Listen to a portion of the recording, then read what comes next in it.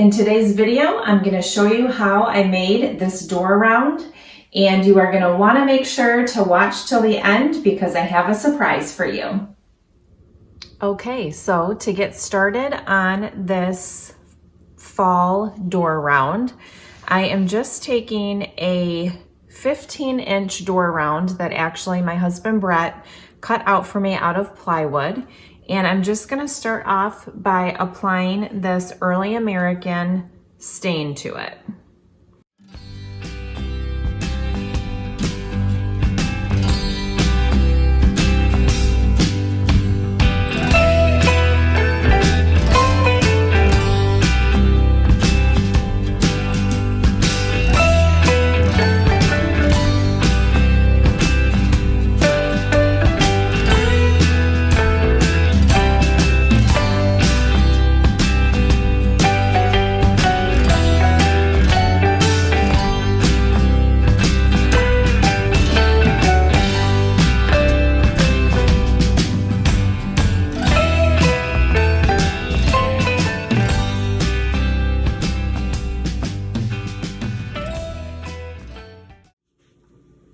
Okay, so my stain has dried and now I need to tape off where I'm going to paint the white.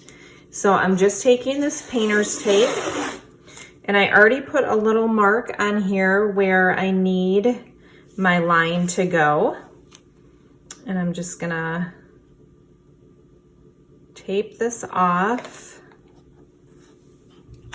And basically,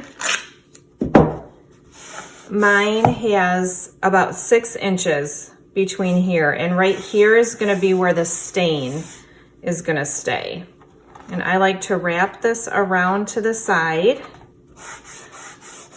and you just really want to push down really good on the side where you're going to be painting, because you don't want any bleeding happening there.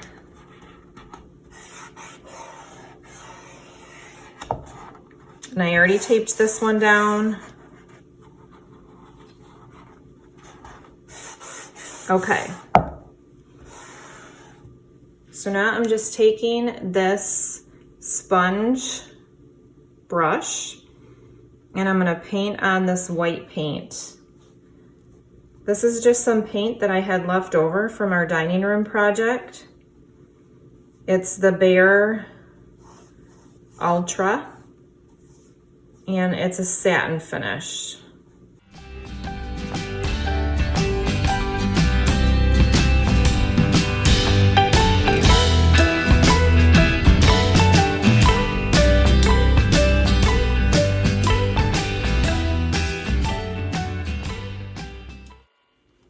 Okay, I don't like to let my paint dry too much. I just let it dry for a few minutes, and then I'm gonna take off this tape.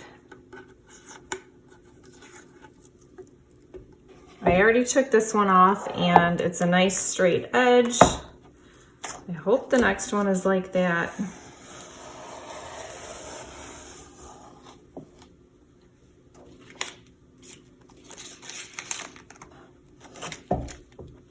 All right, I'm gonna let this dry a little while longer and then I'm gonna go ahead and tape on it again to get the black stripes.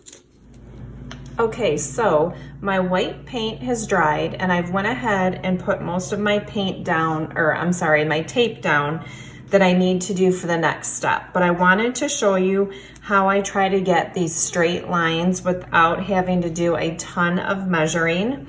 So what I used here was a 1/4 inch tape, and how I measured that was I took my 1/2 inch tape and just tore a little piece off, and I'm going to stick this on the ends. You don't have to push down hard because I want this black band of paint to be a 1/2 inch, and that's what this tape is right here. So I'm going to go ahead now and using that as a guide, stick down both ends here.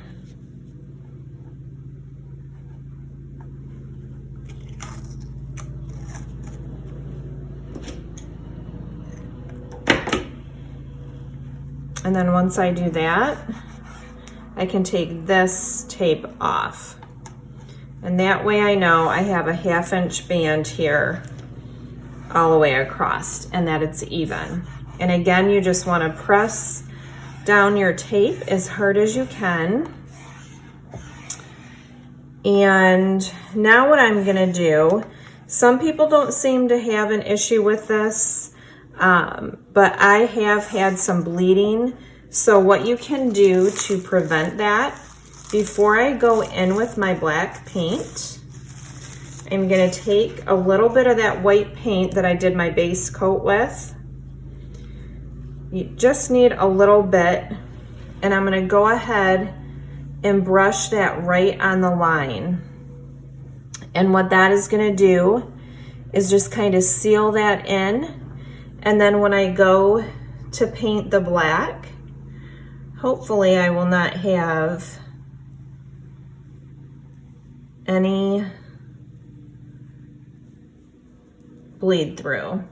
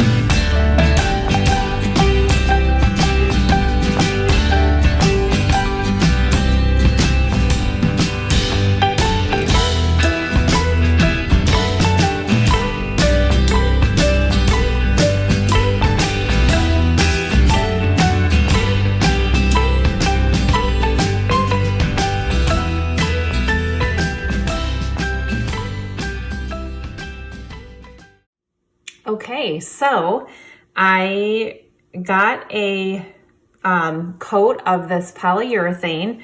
This is the brand that I used. I really do love the polyacrylic by Minwax, but I was at Michael's and they had this, so I just picked it up and I just used another disposable brush to apply a layer. And so what I'm doing for the lettering, you can do this several different ways.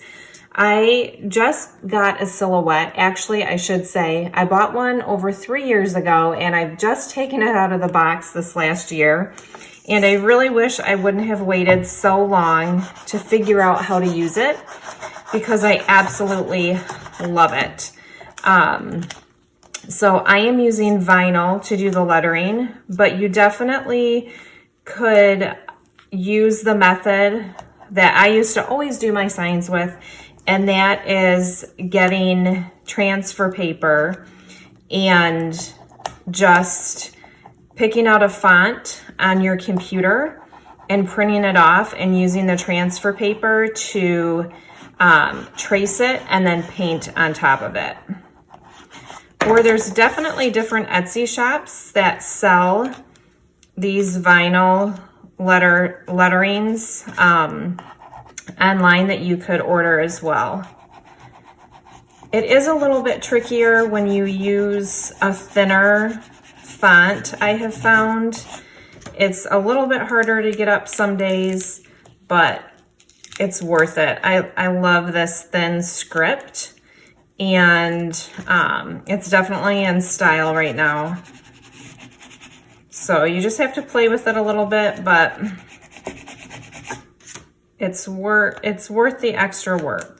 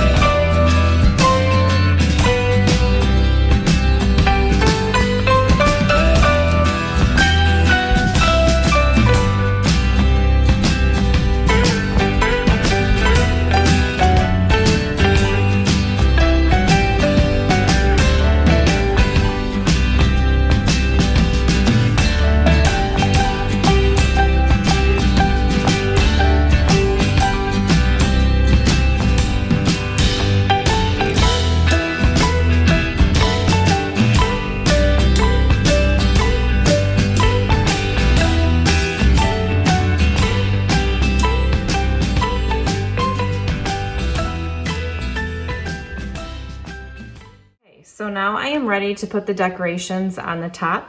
This part is totally up to you, what you want to add to it, how much, how little.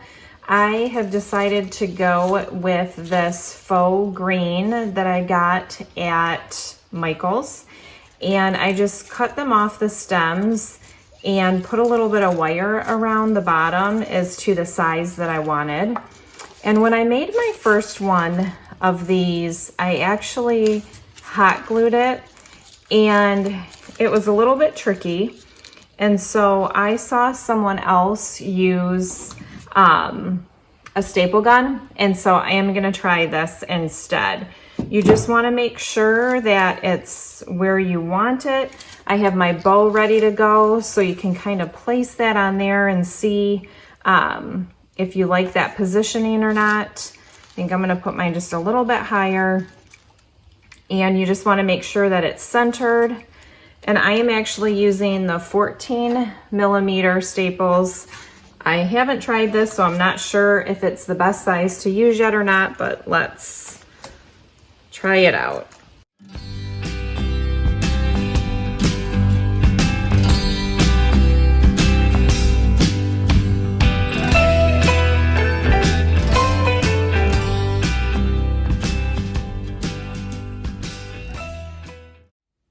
Okay, I hope you liked that video. I would love to know if you try to make one of these at home and how you made it your own. So my surprise that I wanted to tell you at the end is that one that I showed you that I just made, I'm actually giving that away. So if a friend of yours brought you to this video and to this channel, thank you so much.